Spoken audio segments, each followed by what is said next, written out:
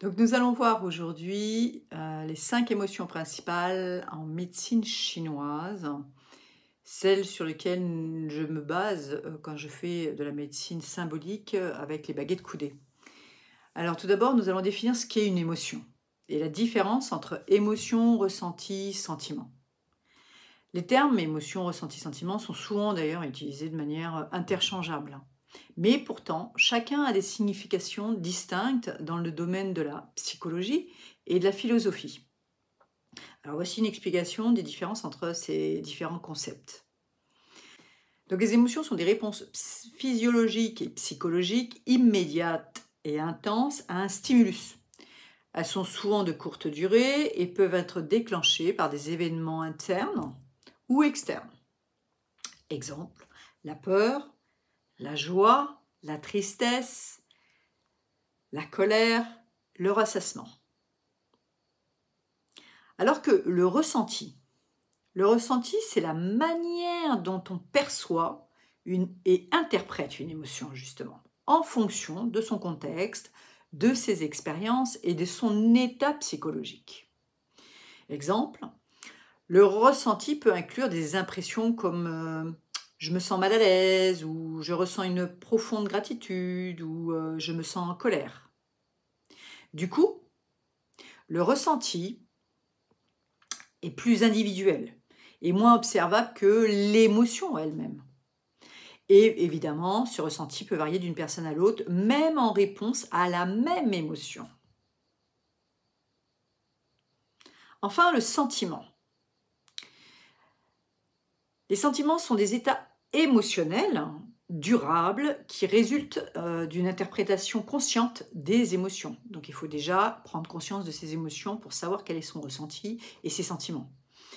Ils sont souvent plus stables et ils sont liés à des pensées ou des réflexions prolongées et surtout à l'individu. Donc aujourd'hui, je vais m'attacher principalement aux 5 émotions principales que j'utilise en médecine symbolique, basée donc bien entendu sur la médecine chinoise. Chacune d'elles a un lien avec un organe et c'est ainsi que l'on peut se rendre compte que nos émotions ont des répercussions sur notre corps, mais que notre corps parle de nos émotions. Et si nous mettons une conscience sur ce que nous dit notre corps, nous pouvons chercher et trouver l'émotion cachée derrière le symptôme et donc l'accueillir au lieu de le refouler et l'exprimer afin qu'elle ne s'imprime pas de nouveau dans notre physique. Je dirais même plus que grâce à un entraînement sur nous-mêmes, nous allons de plus en plus être dans le ressenti de cette émotion. Dès qu'elle surgit et avant qu'elle ne fasse des dégâts, nous allons la traiter. Alors, quelles sont ces différentes émotions? Les émotions comme la joie. Le ressenti physique, c'est la légèreté, le sourire, une sensation de chaleur. Alors, comment on l'accueille? On prend conscience de ces moments, on le savoure. On peut l'exprimer, partager cette joie avec des personnes, en parler, avec des mots, des gestes, un peu à l'italienne, vous voyez. On peut même faire des rituels comme fêter des petits et des grands moments. Et l'organe qui est concerné vraiment par cette joie, c'est le cœur, justement, et son chakra. Donc la conséquence positive, c'est l'amélioration du système immunitaire, la libération d'endorphines, bienfait sur le cœur.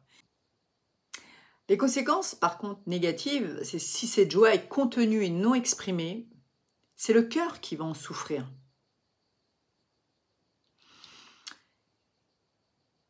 Et nous risquons, bien entendu, si le cœur en souffre, donc c'est crise cardiaque ou tout autre problème à ce niveau. Le chakra cœur est le centre de notre âme. Si celui-ci ne s'exprime pas, ce sont des blessures profondes qui s'inscrivent. On appelle ça d'ailleurs des bleus à l'âme ou des blessures d'âme. Voyons maintenant une deuxième émotion, la tristesse. Le ressenti physique, c'est des lourdeurs dans la poitrine, les larmes, la fatigue. Alors comment l'accueillir? Déjà, reconnaître cette émotion comme légitime. Prendre du temps pour soi, éviter de la réprimer, laisser couler les larmes. Ressentir au plus profond cette tristesse permet de l'accueillir. Mais ensuite, il faut l'exprimer. Et là, c'est bien de parler avec un ami, écrire dans un journal. Vous pouvez aussi même le dessiner ou aller voir un thérapeute si c'est vraiment trop lourd à porter. Les conséquences positives, ça permet d'évacuer le trop-plein d'émotions par les larmes, par exemple. Les conséquences négatives, c'est si ce n'est pas exprimé ou accueilli, alors un stress sur le système immunitaire, des tensions musculaires, une susceptibilité aux maladies cardiaques à long terme, mais aussi de poumons, si tout ça n'est pas digéré et exprimé. Troisième émotion, la colère.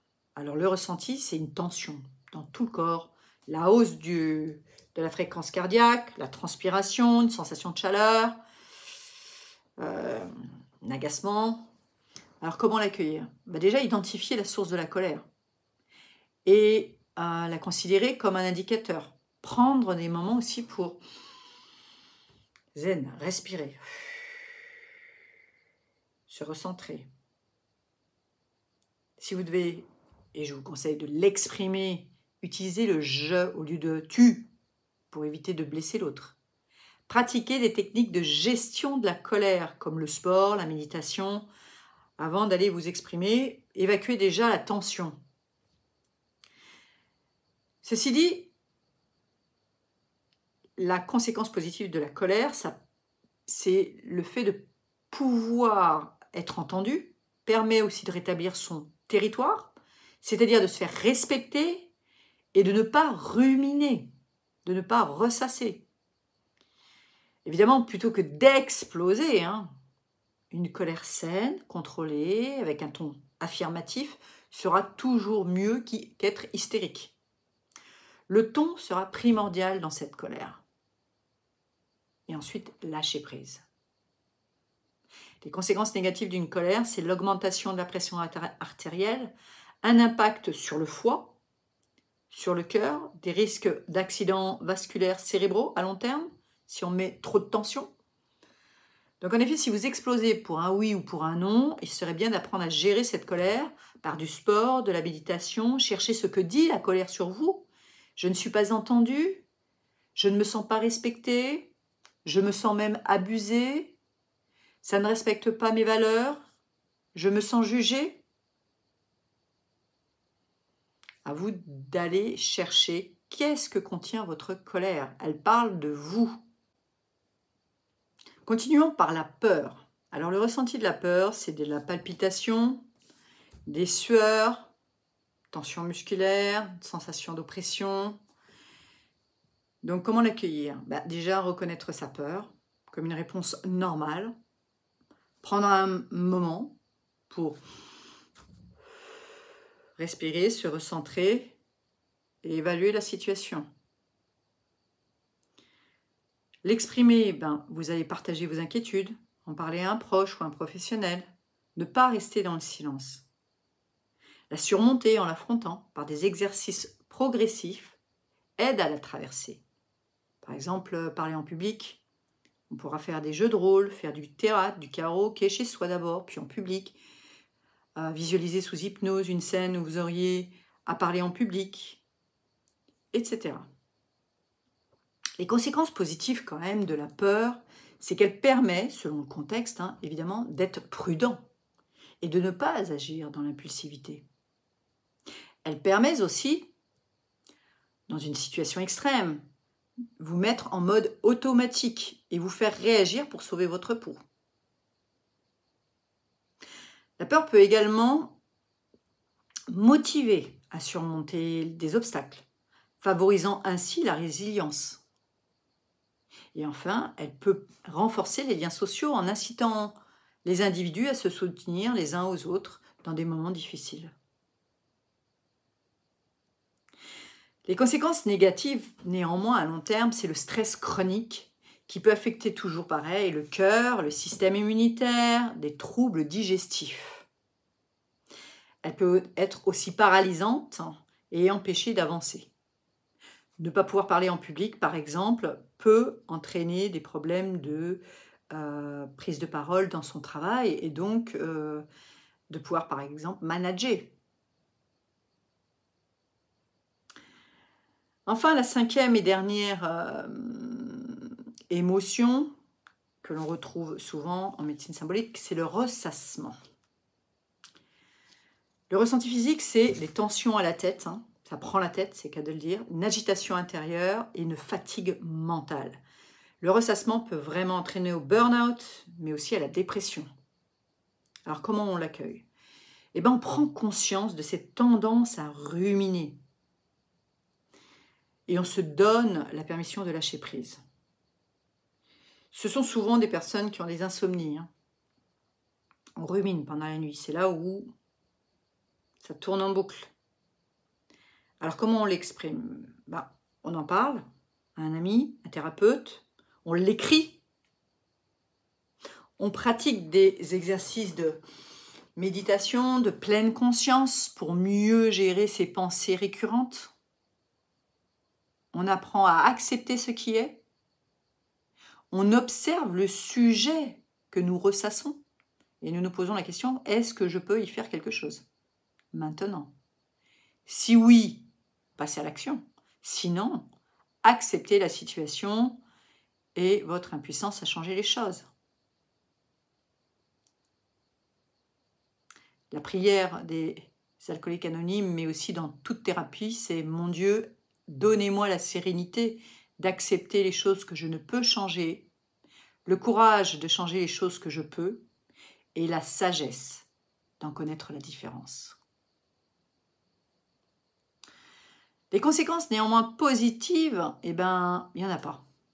Parce que vraiment, le ressassement, la rumination entraînent principalement des conséquences négatives, comme le stress chronique, qui va donc attaquer votre système nerveux, des troubles cognitifs, des impacts sur votre digestion, mais vous emmenez aussi jusqu'à la dépression, des cancers, les AVC, bref. Pourquoi? Parce que aussi, cela entraîne physiologiquement une augmentation du cortisol, qui va, on l'a déjà vu dans d'autres vidéos, attaquer tout le système immunitaire. Le ressassement va aller toucher la rate.